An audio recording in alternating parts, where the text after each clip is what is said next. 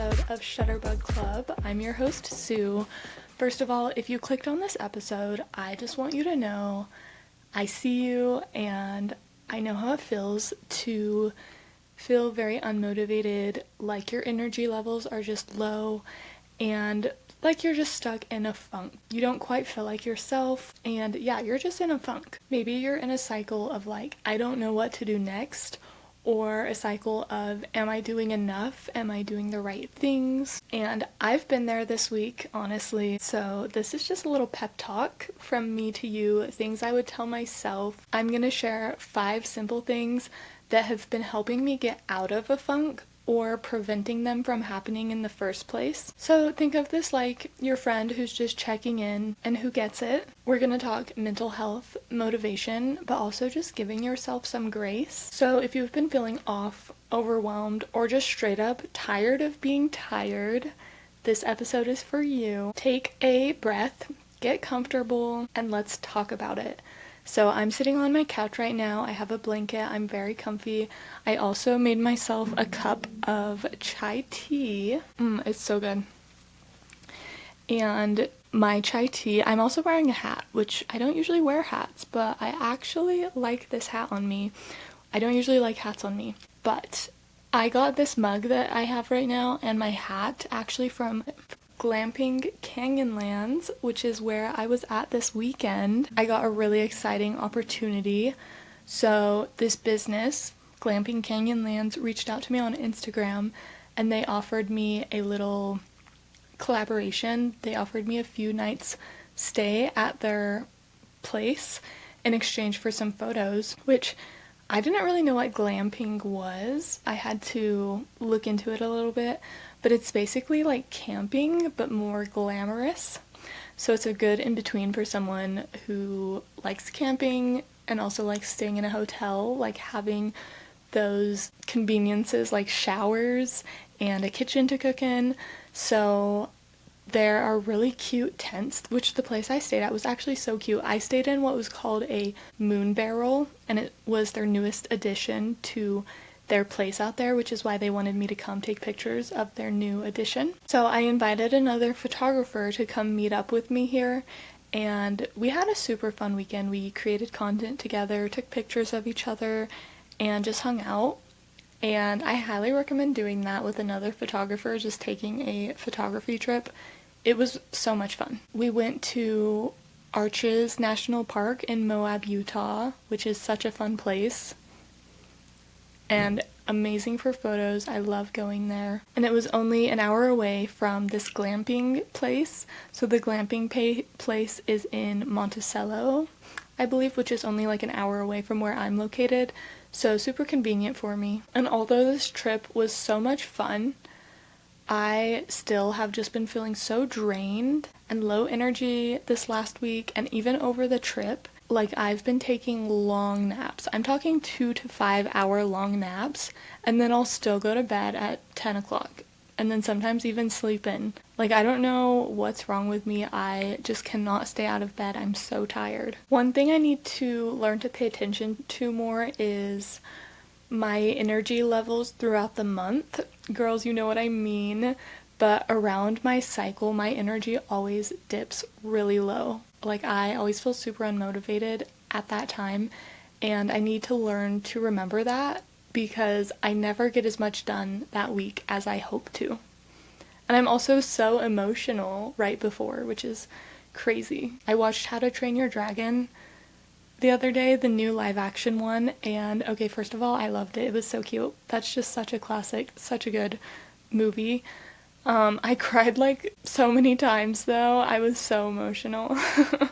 It was a good movie though. So let's jump into my 5 tips for getting out of a funk and preventing them from happening in the first place. The first one, and this one is probably my biggest, the best one, is to have an accountability partner.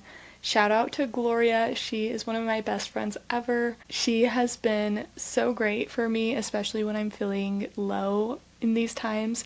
to just have somebody who you can call and who can be there for you. So Gloria and I started this accountability partner thing where we actually talk on the phone. We have a scheduled phone call every Monday, right in the morning, right to start our Monday, to start our week. And on this phone call, we talk about our 3 biggest things we want to get accomplished that week, like our 3 biggest to-dos. And then we also talk about like 2 habits that we want to continue building.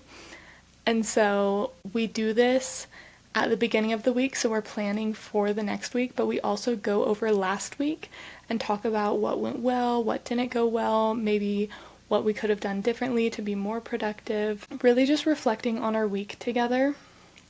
And then throughout the week and throughout the day, we'll like text each other if we accomplished something, or check in and like, hey, did you wake up at the time you said you were going to wake up at? And this has just been so helpful. I recommend everybody find yourself an accountability partner. The other reason this is such a great thing is because I have someone who's there for me to kind of help pull me out of my slump, because I texted her today. Today was a day I was kind of struggling, and I was like, why can't I get out of bed? I just took a 2.5-hour nap. And she texted back right away, and she's like, first of all, stop being so hard on yourself, which we all need someone who can tell us that. And then second of all, she's like, I'm coming over. And so she came over, and we both sat down at my table with our laptops out, and we just worked together. We just got some stuff done.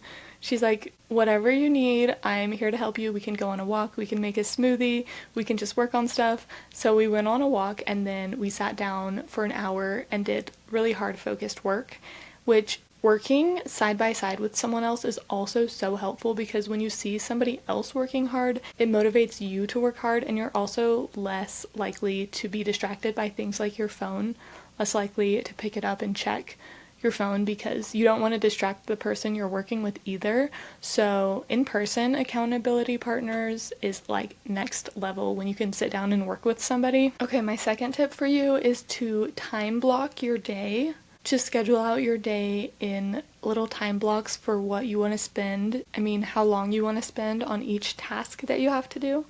And I love to use Google Calendar for this, to really visualize it, and then you can color code it to make it look pretty and cute, and that's just so helpful. And then it will also give you a reminder on your phone like, hey, you need to get this task done, this task is about to start, and I find that really helpful. The biggest thing about time blocking is you need to put your most important task first, which I think this is one of the biggest things that has kind of gotten me into that funk, is I made the mistake of answering emails first in my day. Emails are a tricky thing because you think you're being productive answering emails, but they can really mess with your motivation and productivity, because emails can be never ending. You can spend all day on emails and get through the day and feel like you got nothing done, and this is what I was doing a lot. But the worst thing about putting emails first is when you answer emails, you have to make a lot of decisions often. For me, it's usually clients asking me questions or people reaching out to me,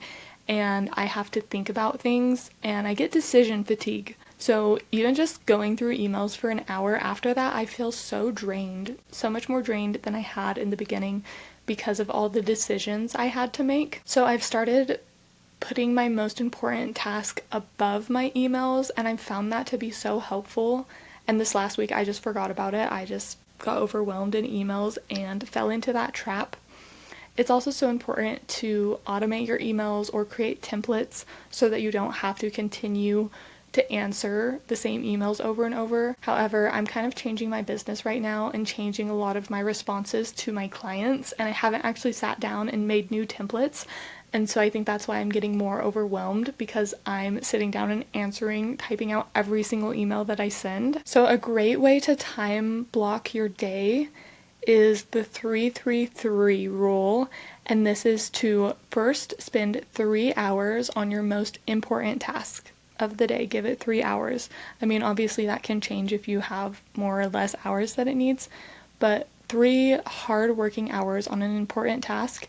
And then after that, 3 short tasks, just 3 quick little things you can get done, and then 3 maintenance things. So just little upkeep things, again, that are short and you can get done relatively quickly. When you're time blocking, also remember to include breaks in there, because breaks can actually make you more focused if you work hard for a period of time and then take a break and then come back.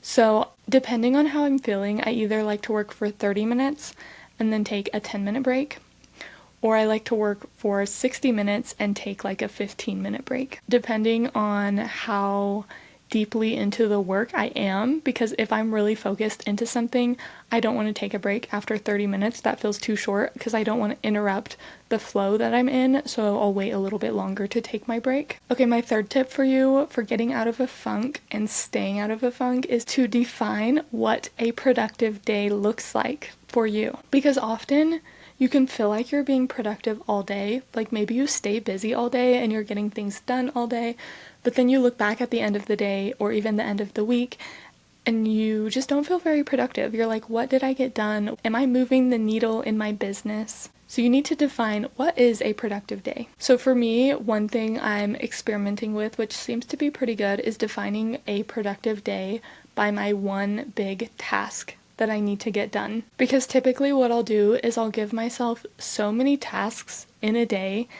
that it's just impossible to complete. Maybe something comes up, one task takes longer than I anticipate it to, and then my tasks roll over into the next day because I couldn't get them done, and that's when I really start to feel overwhelmed. So I've really started focusing on one really big task that I know is going to move the needle in my business, and if I get that task done, I had a productive day. Everything else I do is just a bonus. And I've found so much more motivation that comes from that, just focusing on one thing a day instead of when you think about your day, thinking about the million things on your to-do list. Just tell yourself, if I can get this one really big thing done, it will be a productive day. This will prevent burnout and disappointment, because honestly, 2 hours of hard, focused work can be better than a full, long day of work on just like little tasks, little things that aren't actually making a big impact. Or even 3 hours, how I said earlier, spend 3 hours on your most important task.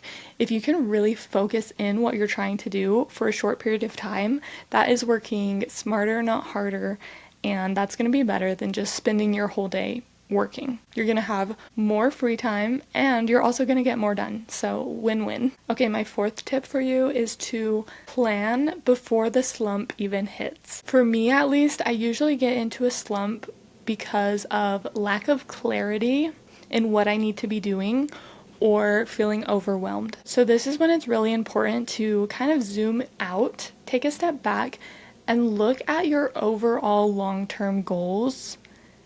And this might take a minute to figure out what it is you actually want to get done, but it's really important to have big long-term goals so you know what you're heading towards. Otherwise, of course, you're not going to know what to do in day-to-day business. And then once you figure out what your big overall goal is, you can map it out weekly, monthly, quarterly, and this will give you a clear picture of what it is you need to be working on right there at that day. But it's also super important to review your goals daily, to remember what it is you're working towards, and that's going to help you keep that clarity. And also remember, it's okay for goals to change and to evolve, but as long as you have something that you are working towards. And my fifth tip for you is to create a consistent morning and wind down routine. So this does kind of go back to my episode I talked about Atomic Habits by James Clear and how important these tiny habits are,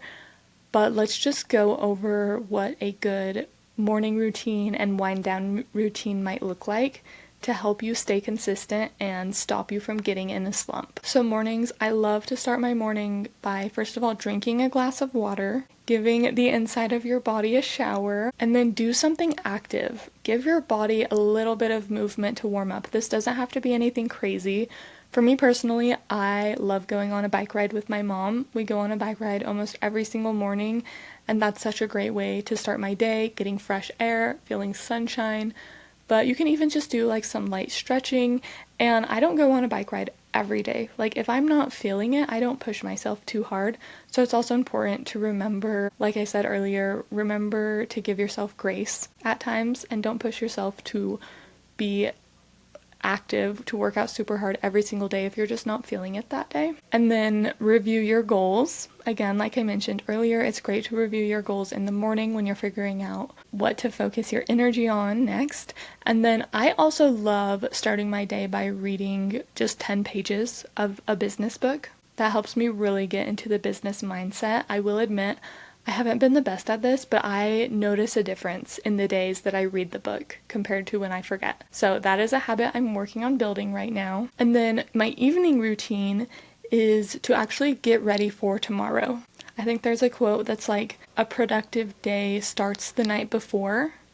And it's so true. So make sure the night before you know your 3-3-3 plan for the next day. What important task are you going to spend 3 hours on, and what are 3 smaller tasks and maintenance things that you can do that day. I also love to even pick out my outfit for the next day and set it out. And then lastly, close my laptop, separate that work-life balance, and tidy up my space, tidy up my office space, get it ready for the next day, and then also just spending 10 minutes tidying up my house, making sure there are no dishes in the sink. And then lastly, I will plug my phone in out of reach. I do not have my phone with me when I'm winding down.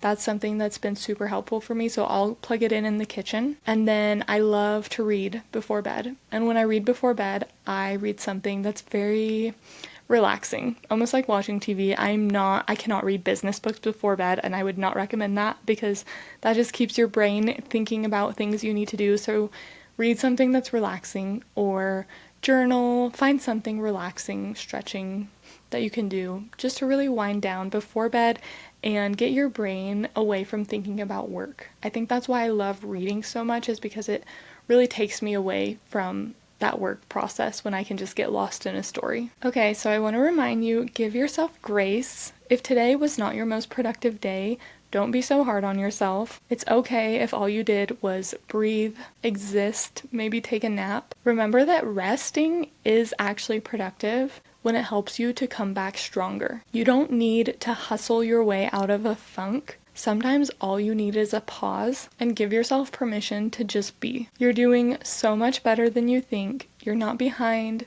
You're not broken. And remember, you're exactly where you're supposed to be. So do whatever it is you need for yourself, whether it's movement or stillness, action or rest. You've got this. You're doing amazing. I'm proud of you, and you're never going through it alone.